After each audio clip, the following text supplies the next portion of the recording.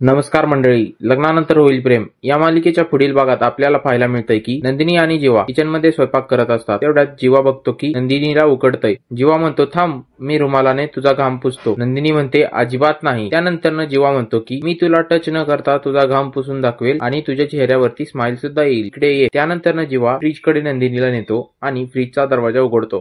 Fridge मधून गारगार हवा येते.